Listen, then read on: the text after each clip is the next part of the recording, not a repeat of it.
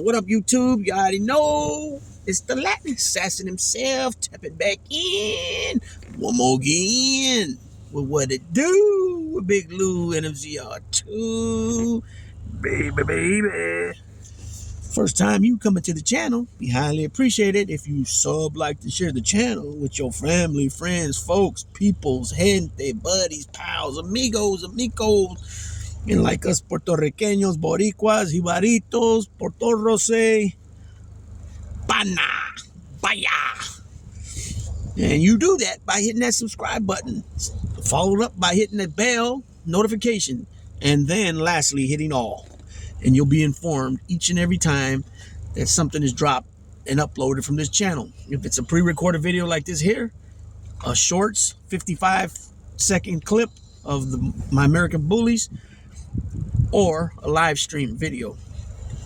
With that being said, if you can tell from that thumbnail, or if you can't tell from the thumbnail, that's the Dodgers superstar Ohtani, right? Shohei Ohtani, and that's a bunch of money, obviously, and then that's his interpreter, right? So it's been some type of scandal, you know, what people would call a scandal. And the interpreter, I'll tell you his name in a minute, but he's saying that I think his name was Manzuno or something like that. I'll tell you in a minute. He owed some money to a bookie, and supposedly, I mean, in the millions, and supposedly Ohtani paid for it to get him in the clear, you know. So it's getting pretty heated, you know what I'm saying, like as far as with new information and this and that and the other. And you know, it just makes you think about, you know, stuff going like that, you know, like, because, you know, when you're playing baseball, man, it's easy, you know, any professional sport, it's easy to be guilty by association, pretty much, you know. And I don't know how this guy got set up with him to be the interpreter, if he knew him for a long time, or the country of Japan just sent him to work for him, or how that, I don't know how that works, or if he's from the States but he's Japanese, speaks the language. So this is a new story that I'm just barely learning more about, but it makes you think about, you know, Pete Rose. Like, how come Pete Rose is not in the Hall of Fame yet? You know, you're talking about the Mr. Hit King, you're talking about Charlie Hustle, you know what I'm saying? And unfortunately, like he said, he was interviewed in the Vlad TV, that he probably he won't get into the Hall of Fame as a living human being. It'll probably be after he passes. And sadly to say, that's going to be how the cookie crumbles for him. You know, he won't be able to see it for himself and be proud of that moment, because at the end of the day, this is something he did when he was coached, you know, when he was a manager. He was managing the Reds. It wasn't when he played for the Reds or played for the Phillies or played for the Expos. You know what I'm saying? He was already a full-time manager by then. You know, and I suggest people, you guys go and check that Vlad TV interview out. I did a video on Pete Wilson. I was going to say Pete Rose some months back. It's probably been a year now. And it was about why he is not in the Hall of Fame, why he hasn't been, what's holding him up. He should be, you know, he's come clean, and, you know, he's told on himself, you know, and, you know, and he should be in there, man. He's got so many records and so many, you know, proud moments of his career that he should be in there. So let's kick this off and let's read a little bit about this LA Times, Dodgers news. So for all its complexities and all its twists and turns, the gambling scandal that has engulfed Dodger star Shohei Ohtani raises a simple question. In this era of Draftkings and Fandual, when so many people across the nation can place wagers with a few taps on the phone, why would anyone use an illegal bookie? Well, I'll tell you why. Because Draftkings, Fandual, and any of these types of websites where you can gamble, you have to have the money. You have to have the money right then and there. That's really a stupid question. That's a dumb question. When you have a bookie, you don't put the money down right then and there. They write you up for whatever wager you're putting up against, you know, whatever team. And if if it's the odds, or if it's a handicap game, and all those other words that come when it comes to gambling. So that's a dumb question right there. Two Southern California men who told the Times they bet regularly with the alleged bookmaking ring linked to Ohtani and his former interpreter offer an answer. Like many gamblers, they saw no alternative in California, one of only a dozen states that prohibit sports betting. Speaking on condition of anonymity because of state laws, they contradict the stereotype of a bookie, standing on the corner, scribbling numbers on a notepad, and keeping a wad of cash in his pocket. The operation they described was efficient and businesslike. That's stupid, man. Somebody taking bets are going to be standing on the corner, scribbling something on a notepad. Are you serious? Every time we hear about guys that were in the life, right, in CN, that type of organized stuff, these guys were legitimate. Like, they had legitimate offices with multiple phones, multiple TVs on to watch different games and all kinds of different stuff. And it's such a stupid stereotypical type of answer right there. Customers were given a password to access an offshore website where they can scan odds and enter bets, they said. One bettor said he received his winnings and paid for losses through third-party Venmo accounts. The other recalled exchanging cash in face-to-face meetings with an agent who allegedly reported back to the ring. The guy seemed to run a good shop, one said of the bookmaker, adding that he has used dozens of different bookies, and this is easily the best I've ever worked with. The Times linked one of the bettors to the alleged ring through online payment records. The other's connection could not be independently verified. Their descriptions match closely with what experts have seen of betting rings nationwide. It was late last year when federal authorities raided the San Juan Capistrano home of Matthew Bowyer and allegedly discovered evidence connecting him to a sports betting ring that had received millions of dollars in bank transfers from Ohtani's account. So that's how Ohtani's hooked up in this. Federal authorities and Major League Baseball continue to investigate. Bowyer has not been charged with a crime, said his attorney, who declined to comment for this article. The former interpreter, Ippei Mizuhara, initially told ESPN that he had amassed huge gambling debts and that Ohtani, his boss and friend, paid them off as a favor. But as the Times first reported, Mizuhara quickly recanted that story, and Ohtani now claims the whole thing was a case of theft and fraud on Mizuhara's part. During a recent news conference at which he read from notes but did not answer questions, Ohtani said, I myself have never bet on a sporting event or asked someone to bet for me. And I've never asked anyone to send money to a bookmaker from my bank account. Based on details provided by local bettors, the alleged ring operated by a pay per head arrangement that experts say is common in illicit bookmaking. It works like this. The bookie contracts with an offshore gambling website that posts odds and records bets. These sites generally charge the bookie as a flat fee for each customer that signs in, but don't handle any of the money wager. The site provides bookies a private page listing their customers' activity. Bookies pay out winnings and collect losses. Agents might receive 10 to 20% of the losses accumulated by agents they handle. The two local bettors, neither of whom claim to know about the alleged connections between Ohtani, Mizuhara, and gambling, said they were introduced to the local ring by acquaintances. One said he was given Bowyer's cell phone number and set up an account through text messages. I didn't think it was a big deal, he said. To me, it was just a normal business. The other said he worked exclusively through an agent who mentioned no names.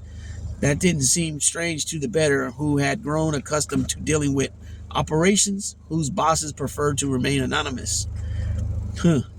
In the early stages of the bettor's relationship with the bookie, both tend to trend cautiously. Bookies are sizing up their customers and making sure losses will be paid. Bettors are similarly wary, worrying that the bookmaker won't make good on winnings or slow pay a little at a time. With the new bookie, I'm not betting a lot of money, the man said. You establish a rapport over several months. So yeah, I mean that goes with anything, man. Anytime you're dealing with somebody new that you haven't really you haven't dealt with, you're not going to be trusting with that goes with anything, any type of. If you're buying merchandise from them, you got you got to build that rapport that that the stuff you're getting, whatever it is, if it's TVs, if flat screen TVs, if it's DVD players, or what I'm saying, whatever, merchandise, jewelry, if it's you got to keep dealing with them to start forming that rapport so that everything is legit. And illicit dope with dope, illicit dope, same shit. You're not gonna be say you've been dealing with this dude and you've been getting pretty big amounts at a time, but then he's out for whatever reason, or he got busted, or he's out waiting for the next shipment, and you got to go somewhere else because you don't want to lose your customers, and you go see somebody else. You're not going to go to that person if you never dealt with them before and go buy a ton. You know what I mean? It's the same thing. You gotta work that rapport first. You gotta build that trust. You know what I mean? Bettor said they were directed to offshore sites that required specific login information. Wins and losses were settled at regular intervals. For one man, that meant receiving payouts from various mobile accounts he did not recognize. If he lost, he would be told to transfer funds to similarly unfamiliar accounts that he suspected belonged to fellow gamblers who were owed winnings.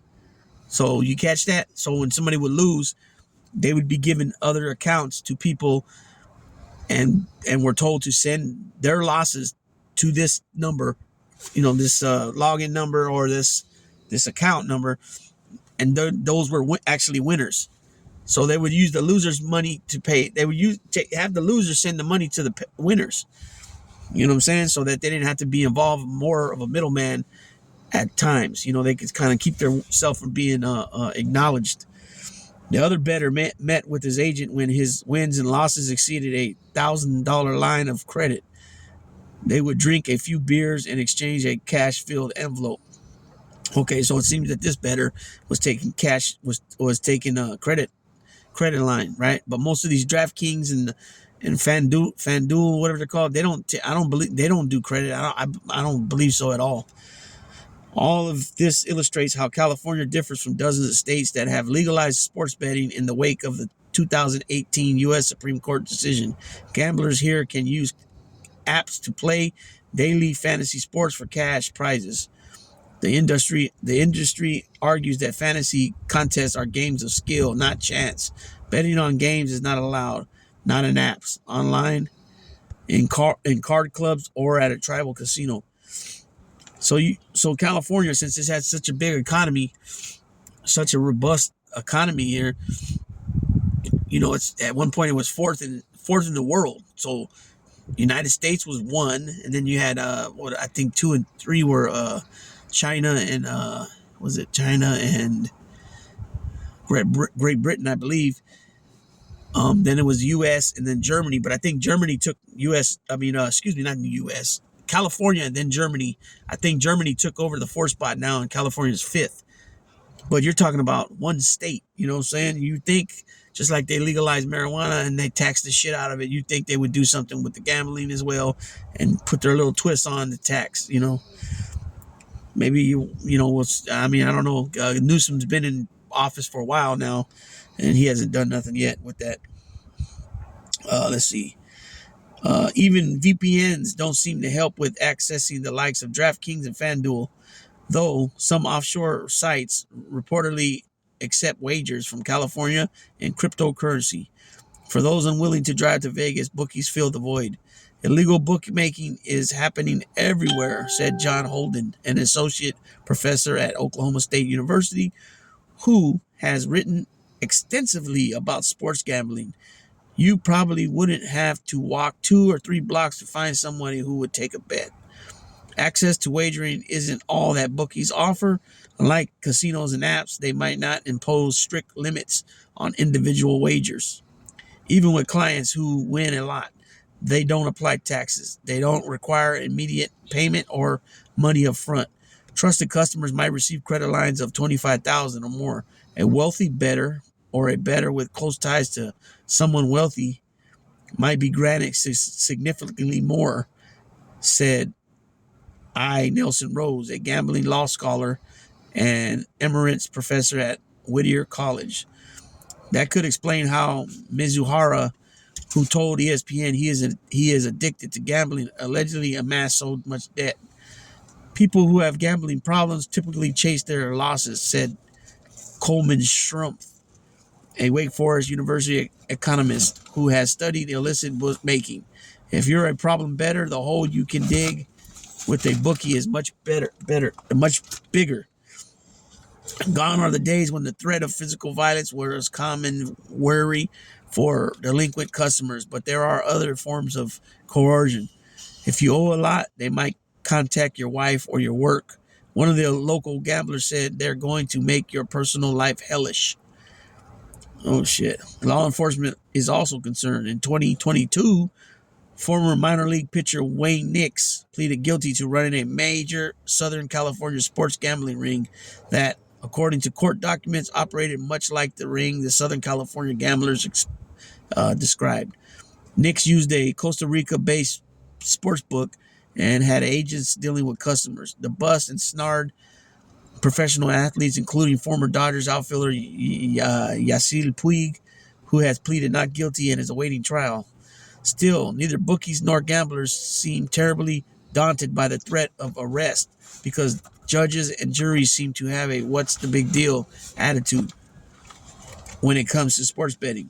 Holden of Oklahoma State said in Nick's case, a primary defendant was sentenced to 6 months probation in order to forfeit $3 million. So that bet right there, the bet right there is not that big. The bet right there is not that big, and it's not that big of a bet. And then the bet's not that big and not that much in probation. You know what I'm saying? So it's not really that big of a deal. You know what I mean? But the fine is huge. You know what I mean? So you have to worry about that later. But there's just a little video about what's going on with the sports, and it look at Yasiel Puig was also a Dodger player. You know what I'm saying? So he's up in that mix, and then now you got Shohani. You know what I'm saying? So leave me a comment and let me know what you guys think about that. I'll be dropping back in with another video shortly here. That being said, Big Lou tapping out.